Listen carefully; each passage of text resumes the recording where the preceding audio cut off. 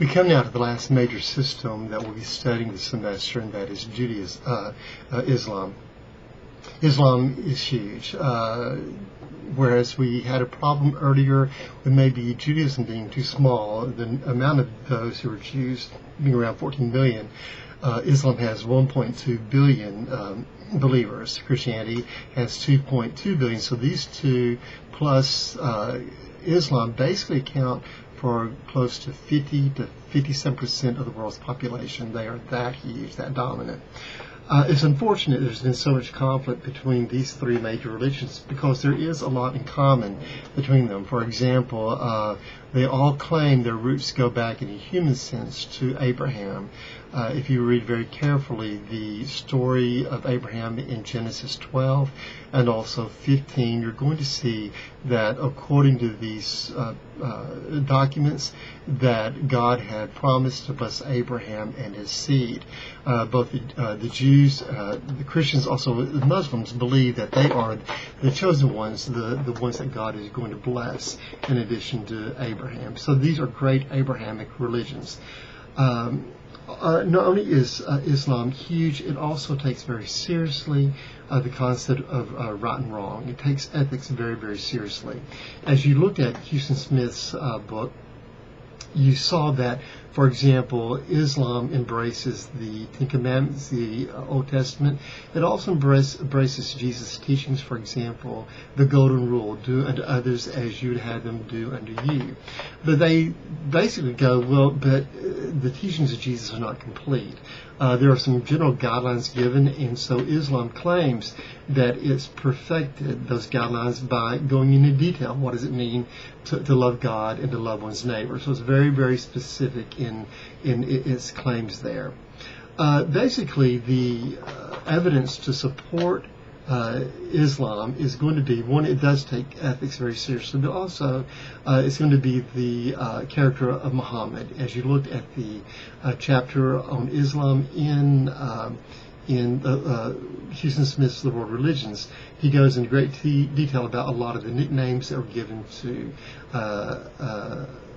Muhammad, for example, the reliable one, the trustworthy one.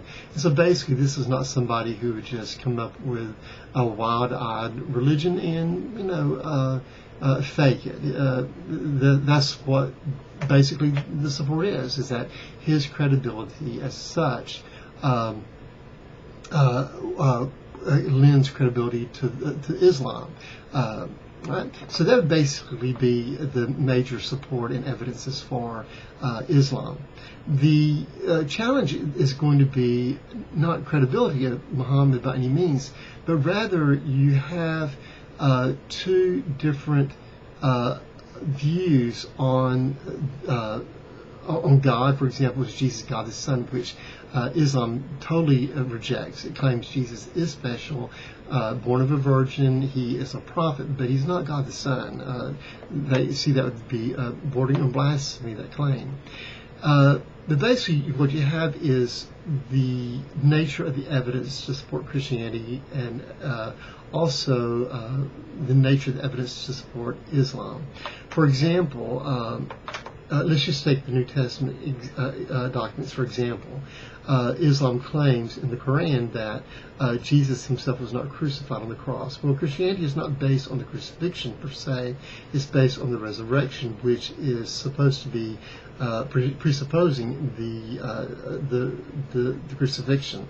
Well, the evidence, the supposed evidence for Christianity is those who claim that they were there, they saw him and he rose from the dead, they touched him, they ate with him. He had been radically transformed because he can appear out of thin air. But when he's with them, he's not a vision. He's not something internal. He's something they can actually touch him. They can touch the nail prints in his hands, the scar in his side, and be with him and actually touch him and hear him, see him. That is the nature of that evidence. Now, are those credible witnesses? Or are they credible, those who claim they were eyewitnesses of the resurrected Christ? That's something you have to process. On the other hand, you have something which is basically an internal process, where it's these visions. I don't think Muhammad or the Muslims are claiming that there was necessarily something they're touching, but these are a series of visions. Now, there may have been something there, but there's definitely a claim about visions. So, whereas you have supposedly 500 to 2,000 who claim they saw the resurrected Christ, they were with him, and they died violent deaths for him. On the other hand, you have another situation in which Muhammad is removed, for example, 600 years from the cross and the resurrection of Christ, supposed crucifixion and resurrection of Christ. So, whereas you have those who claim they were there, on the other hand, you have someone who's writing about many of these same events, but saying basically, I was not there. He admits it, but it's based upon internal revelations, internal visions he's having. Okay, none of this is saying one is right, one's wrong, but it's something you need to process if you're going to be supporting one of these systems over against the other.